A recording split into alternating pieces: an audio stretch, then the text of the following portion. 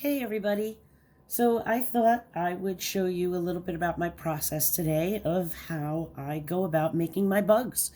So it all starts with the inspiration, and when it comes to my collection of bugs, it all did start with the dragonfly. I was fishing one day and a dragonfly flew over and landed in front of me by the lake, and the sun hit him in just such a way where he was so iridescent, and I couldn't help but think how he looked like a piece of jewelry. He looked like I would be wearing him as a brooch, to hold a shawl or something to that effect. And it made me, when I got home, I started looking up images of bugs, and there's so many absolute, we think bugs, ew, but there's so many absolutely gorgeous bugs out there. And I decided to do my four base ones. The first four I did, like I said, it all started with the dragonfly, and then I did the butterfly, the ladybug, and the inchworm.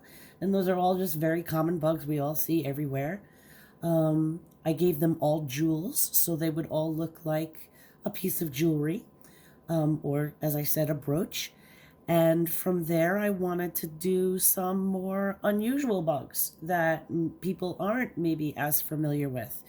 So the next one I decided to do is a rainbow milkweed locust. And thanks to my friends Gail and my mom, who sent me links upon links with all these beautiful bugs, because it really was helpful. I didn't have to go searching. They kind of sent me the links and I got to pick from those.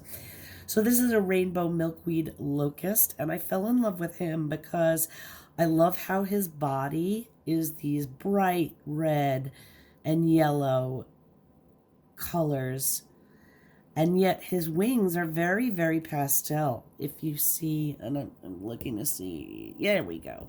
If you see in this picture, his wings are very, very pastel colored. They're more of a pink and a light green. So that's what I really fell in love with, was those pastel wings that he has. Most bugs, beetles, locusts, things with the hard exoskeleton shells, they might be beautiful on their shells with beautiful colors like the jewel bug, which I just did. But when they open up their wings are usually just gray or clear or brown.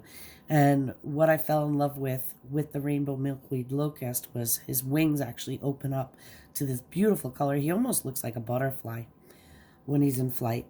So I decided I was going to use this photo here, as well as this one up here, as my references. And from there, I move on to my sketch. Now, sometimes I sketch in my sketch pad. Sometimes I just sketch on printer paper. In this case, I just sketched on printer paper. So I sketched out the locust. And here he is. And in every piece, I always add a jewel. So I decided his jewel was going to go right here in the middle of his body, between his wings. And I draw the sketch on the printer paper. Now from here, I need to move it onto my watercolor paper before I can burn or color it. So in this case, I'm using the Stonehenge Aqua cold press. It's 140-pound cold press paper. This is in a block. I took a piece off the block to be able to do this. And I have it right over here. Now I've already actually burned the image onto here, but I'm going to show you anyway how I would do that. So once I've drawn my sketch, and I don't draw directly on the watercolor paper, or I should say I rarely draw directly on the watercolor paper, because the more you erase on the watercolor paper, it kind of breaks it down, and I don't want that to happen. So I always draw on regular paper first. So then I tape my sketch down to my light board, and this is just a cheapo light board that Kevin got me because he loves me. And I tape it onto my light board. Light it up, put the watercolor paper down on top of it, and there, as you can see, I just traced the lines. Now, once it's burned, these lines become a lot thicker, and I'm going to turn the light off. And if you can see in the sketch, I actually did double up on the lines over here, whereas they're not over here. So I could get a feel for what it was going to look like when it was burned, make sure I had the room for it, etc., etc., that things weren't overlapping. So then I sketched it onto my watercolor paper.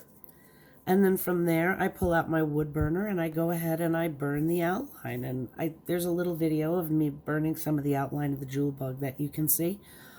And I burn the outline. Now, once the outline is burned, from here I will take it and I will add my watercolor. And I will show you that in the next video.